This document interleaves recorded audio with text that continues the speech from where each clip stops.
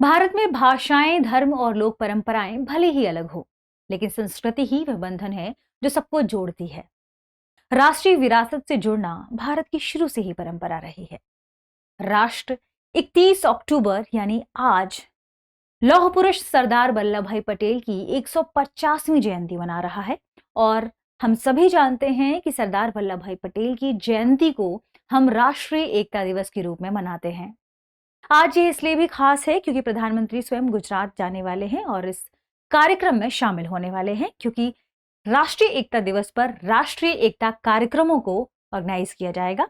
हालांकि चूंकि यह पूरा एक कार्यक्रम है, कार्यक्रम समारोह में कई प्रकार की परेडें शामिल हैं, जिनमें भव्य परेडों के साथ साथ सांस्कृतिक कार्यक्रम शामिल हैं, जिसमें 900 से अधिक लोग पार्टिसिपेट करने वाले हैं। इसके अलावा इंडियन एयरफोर्स से सूर्य किरण एरोबैटिक टीम जाएगी, जो आसमान में अपना करतब दिखाएगी। रंगों के माध्यम से तिरंगे को प्रेजेंट किया जाएगा।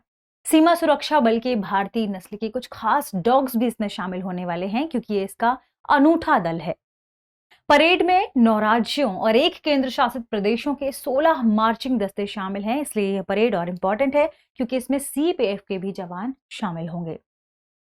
करंट न्यूज में आपका स्वागत है और आज हम सरदार वल्लभ भाई पटेल की 150वीं जयंती पर उनके क्या महत्वपूर्ण कार्य रहे हैं राष्ट्रीय आंदोलन में और भारत में भारतीय संघ के निर्माण में, इस पर चर्चा करेंगे। आइए देखते हैं हमारी खबर को।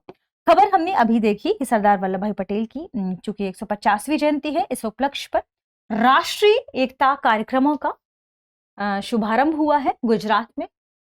और ये कार्यक्रम लंबे चलने वाले हैं। हालांकि 2 दिन के लिए इसकी शुरुआत की गई थी, जिसमें एक यूनिक थीम को शामिल किया गया है। यानी इस कार्यक्रम में जो सबसे महत्वपूर्ण है वह है रन फॉर यूनिटी, एकता के लिए दौड़। इसमें गुजरात के ही कई अलग अलग क्षेत्रों में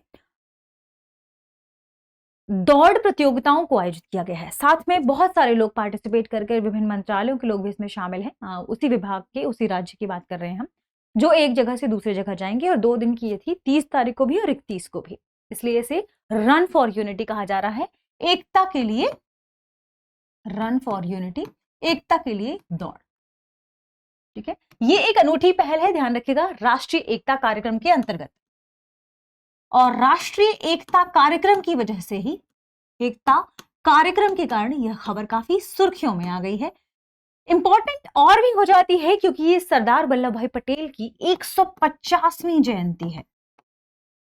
150वीं जयंती है, तो इसलिए इस उपलक्ष्य पर खास तौर पर कार्यक्रम किया जा रहा है। हम सभी जानते हैं कि इनके नाम पर, इन्हें याद करते हुए गुजरात में ही स्टैच्यू ऑफ यूनिटी बनाई गई है ना, स्टैच्यू ऑफ यूनिटी।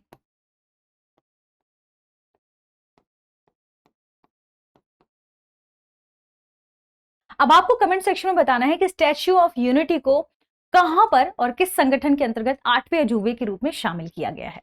ठीक है, स्टैच्यू ऑफ यूनिटी की बात करें, 182, आप देखिए, इसे भी आपको कमेंट सेक्शन में बताना है क्या खास फैक्ट है इसके बारे में। हम जानेंगे इस कार्यक्रम में शामिल जो भी महत्वपूर्ण पहलू हैं उनके बारे में, और राष्ट्रीय एकता दिवस के बारे में।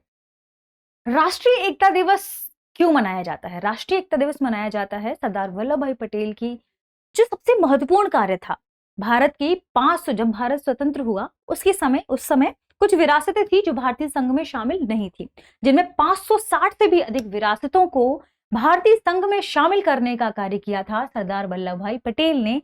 और इन्होंने भारत को एक सूत्र में बांधने का प्रयास किया। इसलिए ऐसा कहा जाता है कि इन्होंने भारत में एकता बनाने के लिए काम किया। इसलिए इस दिवस को याद करने के लिए राष्ट्रीय एकता दिवस मनाया जाता है, तो इसलिए ये इंपॉर्टेंट है। इसकी थीम क्या है? इस बार जो 150वां है, इंपॉर्टेंट है, तो इसकी थीम है एक भारत आत्मनिर्भर भारत। ठीक है, एक भारत आत्मनिर्भर भारत, आत्मनिर्भर भारत। ठीक है, इस दिवस को मनाने की शुरुआत कब हुई थी ये भी इंपॉर्टेंट है, क्योंकि बहुत पहले तो ऐसे शुरू नहीं किया गया था। स्टैच्यू ऑफ यूनिटी कब बनी? 31 अक्टूबर 2018 को। ये ध्यान रखिएगा, विश्व की ऊंची प्रतिभा में शामिल है। और कहां पर? तो नर्मदा वाला जो हिस्सा है जहां पर सरदार सरोवर बांध बना है, उसके सामने इस स्टैच्यू ऑफ यूनिटी को बनाया गया है। जो राष्ट्रीय एकता दिवस है इसका मनाने का उद्देश्य यही था कि उनकी जो सरदार वल्लभ भाई पटेल की जो भावना थी एकता को लेकर आगे बढ़ने की, उसे और भी देश में सशक्त किया जा सके। तो इसीलिए इस पूरे कार्यक्रम को आयोजित किया जा रहा है, जिसमें परेड में 9 राज्य और एक केंद्र शासित प्रदेश के 15 से 16 जो मार्चिंग दस्ते हैं वो शामिल होने वाले हैं। ठीक है, तो ये प्रोग्राम इंपॉर्टेंट हो जाता है, ये दिवस भी इंपॉर्टेंट हो जाता है। थीम हमने देखा, उद्देश्य हम जानते हैं, नागरिकों में राष्ट्रीय एकता, अखंडता और सुरक्षा की भावना को जगाने के लिए। तो नागरिकों में एकता, जिसे हम राष्ट्रीय एकता के रूप में जानते हैं, अखंडता और सुरक्षा, अखंडता और सुरक्षा की भावना को जगाने के लिए। ठीक है, की भावना को जगाने के लिए खास इंपॉर्टेंट फैक्ट। अब एक और बात कि सरदार वल्लभ भाई पटेल इतने इंपॉर्टेंट क्यों हैं, क्योंकि उन्होंने क्या क्या योगदान दिए हैं, ये जानना जरूरी हो जाएगा। तो हम जानते हैं सरदार वल्लभ भाई पटेल के महत्वपूर्ण योगदानों के बारे में। ये ध्यान रखिएगा कि इस दिवस को मनाने का थीम ये था, 560 से भी अधिक रियासतों को भारतीय संघ में शामिल करने का जो कार्य इन्होंने किया था, ये इसकी वजह से इस दिवस को मनाया जाता है। ठीक है, तो राष्ट्रीय एकता की भावना को बनाए रखने के लिए, उनकी भूमिका को याद करने के लिए इस दिवस को मनाया जाता है। बात कर लेते हैं सरदार वल्लभ भाई पटेल की भूमिका के बारे में। सबसे पहले इनका जन्म ध्यान रखिएगा, इनका जन्म 31 अक्टूबर 1875 को हुआ था। 31 अक्टूबर 1875। ठीक है, गुजरात में भी कहा, नाडियाड, ये नोट करने वाला है, ध्यान रखेंगे। ये जो किस परिवार से थे, तो ध्यान रखें, ये लेवा पाटीदार परिवार से संबंध रखते थे। इन्होंने इंग्लैंड में जाकर विधि अध्ययन किया, कानून की पढ़ाई की। इन्हें रोमन विधि के लिए कुछ सम्मान भी दिए गए और वर्ष 1913 में ये भारत लौटे, बैरिस्टर की उपाधि लेकर ये भारत लौटे। ठीक है, तो वर्ष 1913 में बैरिस्टर की उपाधि लेकर ये भारत लौटे थे और फिर भारत में इन्होंने बहुत सारे कार्य किए। ये अपने दृढ़ संकल्प और दृढ़ दृष्टिकोण के कारण जाने जाते हैं। दृढ़ संकल्प व दृढ़ दृष्टिकोण के कारण लौह पुरुष के नाम से जाने जाते हैं।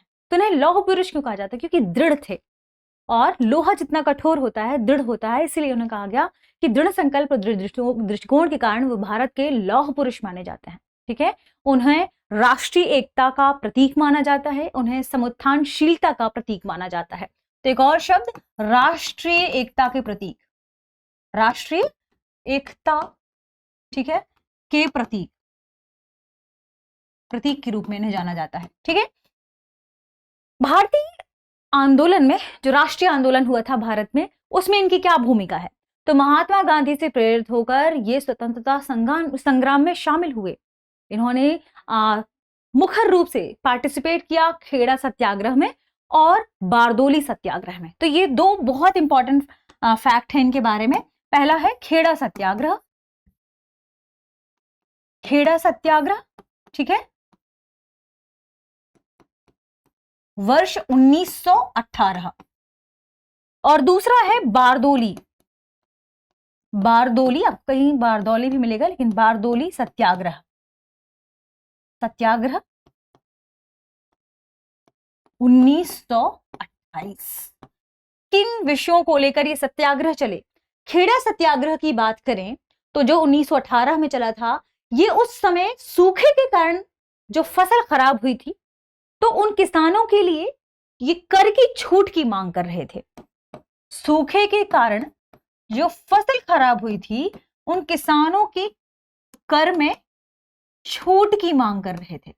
इसके लिए खेड़ा सत्याग्रह चलाया गया। बारदोली सत्याग्रह क्यों चलाया गया था? बारदोली सत्याग्रह चलाया गया था 1928 में अनुचित कर वृद्धि के विरुद्ध। तो अंग्रेजों ने जो अनुचित कर में वृद्धि कर दी थी, उस अनुचित कर वृद्धि के विरुद्ध विरोध प्रदर्शन करने के लिए, विरोध प्रदर्शन जताने में उनकी महती भूमिका रही है। इस वजह से वहां पर जो महिलाएं थी, उन्होंने उन्हें सरदार की उपाधि से सम्मानित किया था। ठीक है, तो ये भी ध्यान रखिएगा, उन्हें सरदार की उपाधि से सम्मानित किया गया, इसलिए उनका नाम सरदार वल्लभ भाई पटेल है, ठीक है, और इसी नाम से हम उन्हें बुलाते भी हैं। तो बारदोली की बात की, खेड़ा सत्याग्रह की बात की, इन्होंने असहयोग और सविनय अवज्ञा आंदोलन में भी पार्टिसिपेट किया था, और 1930 में नमक सत्याग्रह में पार्टिसिपेट किए, शामिल हुए। तो 1930 में नमक सत्याग्रह में शामिल हुए, नमक सत्याग्रह में शामिल हुआ, इसके लिए उन्हें गिरफ्तार भी किया गया था। और भी फैक्ट है इनके बारे में, क्या ये कांग्रेस के 40वें अधिवेशन के अध्यक्ष रहे हैं। 1931 में, ध्यान रखें, 1931 में जब गांधी इरविन समझौता हुआ था, ये कांग्रेस के 40वें अधिवेशन, कांग्रेस के 40वें अधिवेशन में भी शामिल रहे हैं, ठीक है, ये ध्यान रखिएगा, इंपॉर्टेंट फैक्ट है।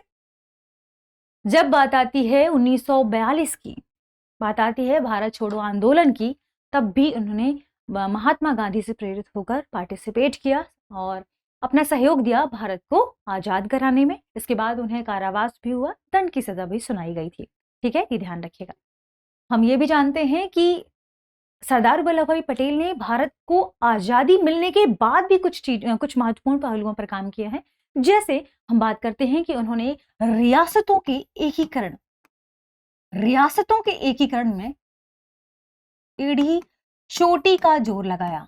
रियासतों के एकीकरण में एड़ी चोटी का जोर लगाया। 560 से भी अधिक रियासतों को उन्होंने भारतीय संघ में शामिल किया। इसके अलावा उन्होंने अखिल भारतीय सिविल सेवा के लिए भी बहुत महत्वपूर्ण कार्य किए हैं।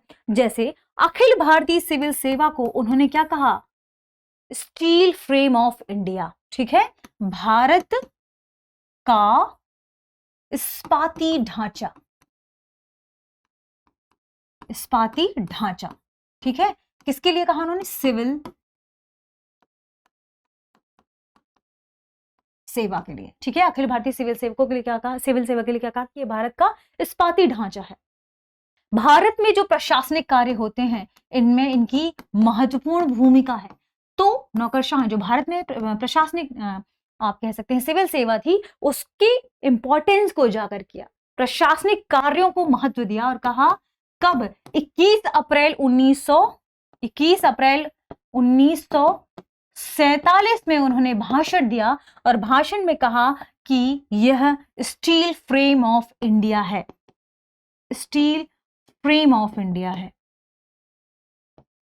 इसके अलावा उन्होंने भारतीय संविधान की जब हम बात करते हैं तो उन्होंने कुछ समिति की अध्यक्षता भी की है। जैसे अल्पसंख्यक समिति की अध्यक्षता की है। जैसे हम बात करते हैं जब भी वर्जन वर्ग के बारे में, जनजातीय वर्ग के बारे में, तो उनकी भी उन्होंने अध्यक्षता की है, ठीक है। तो ये काफी महत्वपूर्ण जो समितियां रही हैं संविधान की, संविधान निर्माण में जो समितियां रही, महत्वपूर्ण समितियां रही हैं, उन समिति की भी अध्यक्षता सरदार वल्लभ भाई पटेल ने की है।